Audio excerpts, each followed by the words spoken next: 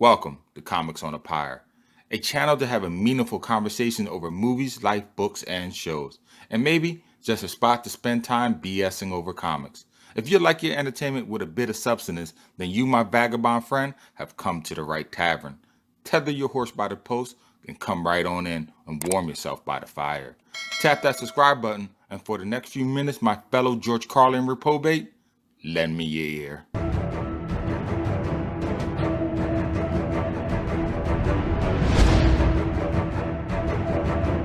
Coruscant, a metropolitan world filled with lights, steel, and active citizens milling about like insects in an anthill. Neon signs light up the night sky, while far below, in the main thoroughways and the dimly lit back alleys, amoral reprobates walk around on the asphalt pavements of level 1313. At the entrance of BGRT's Tavern of Spirits, a lone, somber figure darkens the doorway. With a sniper rifle holstered to his back and lightly clothed tawny cloak swaddling his neck, Zonar takes a cursory glance at the tavern's interior. With a cybernetics for a left eye, he is able to quickly examine the crowded interior.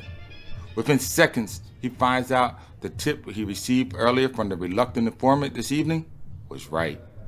His target sits on the above deck, slumped over with the empty drinking canister in hand. His back is against the entrance, and he appears to be in a sodden stoop. Zonar thinks to himself, all the more better for this evening's agenda.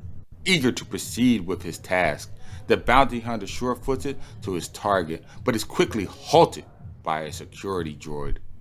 In this sordid part of town, all weapons must be checked at the door and returned to the owner upon leaving. Any owners who are carried out feet first at the end of the night, well, their blasters are generally appropriated by the establishment's proprietor, and most likely sold later for credits, which are normally put to the structure's damage. Let's just say lately, the maintenance personnel have been very busy. In a swift, consecutive motions, unencumbered by his attire, Zonar approaches the drunkard's backside, examining the breathing patterns of his target, determining within seconds if he is playing possum. After all, a snake is most deadly when it's dead. In a furtive movement, the bounty hunter sits opposite his mark, stirring the inebriated man from his unrestful slumber. There, in the midst of a crowded tavern, Zonar airs out his grievances against Bylert Valiance, an ex-Imperial trooper, ex-fighter pilot, and now recently failed member of the Bounty Hunter Guild. The man has stolen 5 of Zonar's bounties.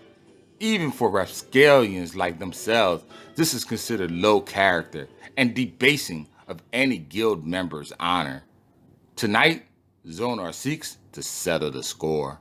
Valiance, settling his eyes upon his pursuer, gives Zonar a sobering look, staring at the bounty hunter with crystal clear clarity. He informs the tracker that he was not the only one he has stolen bounties from.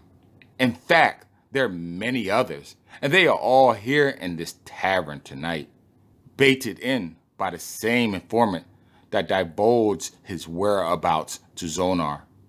One by one, the message was dispensed to other guild members that are looking to settle a score with Bylert.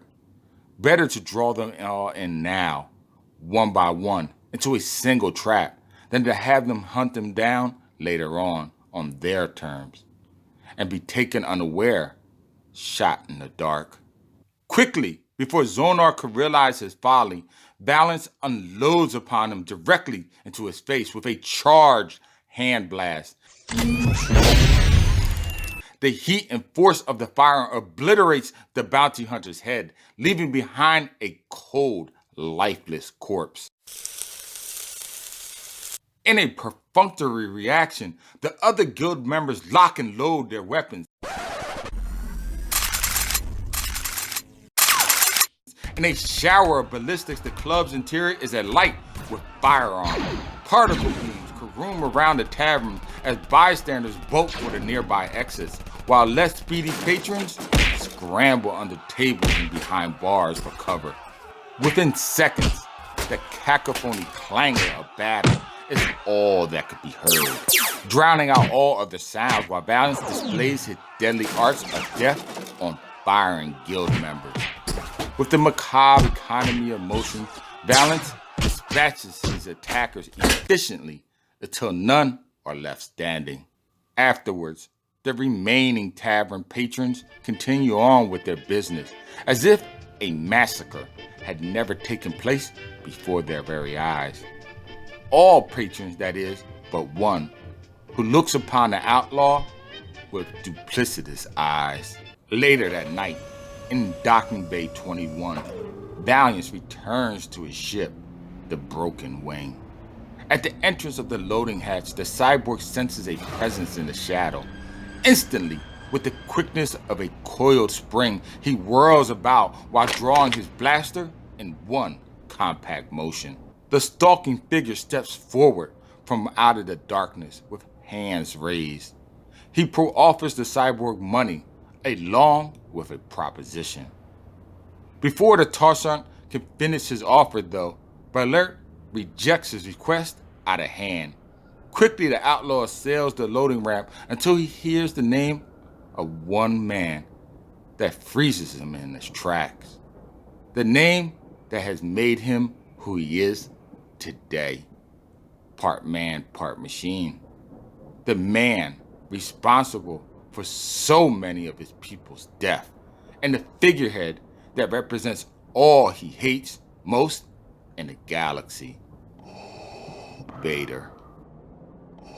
The Tarsant tells Valance that his employer wants Vader dead and is willing to pay generously for his assassination.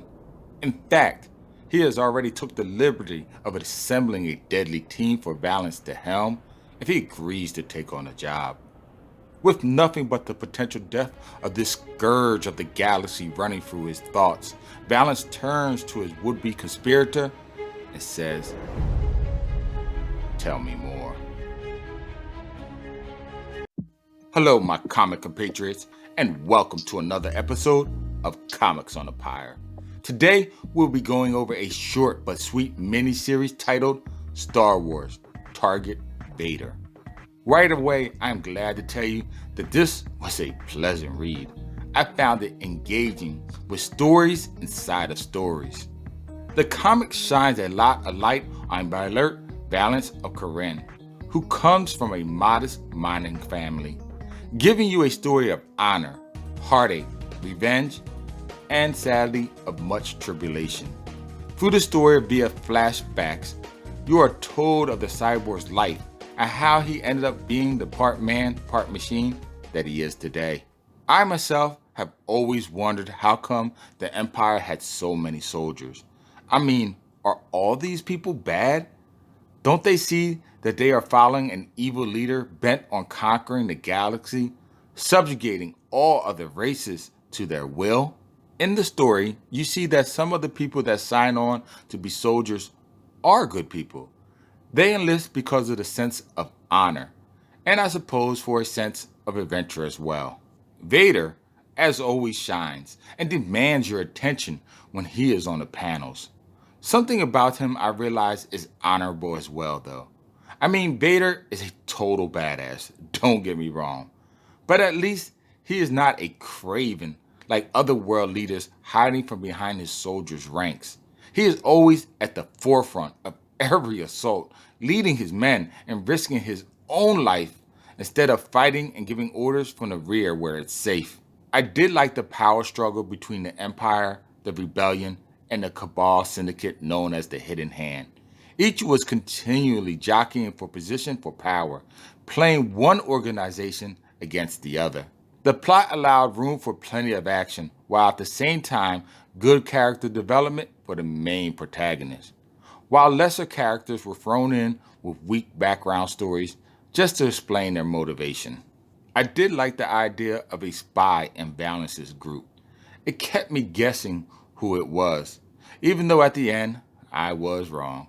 I would encourage any Star Wars fan to read this series, as I believe it doesn't further the main Star Wars story, but adds to the overall universe's motif and charm, giving characters you never heard of a chance to be seen and developed.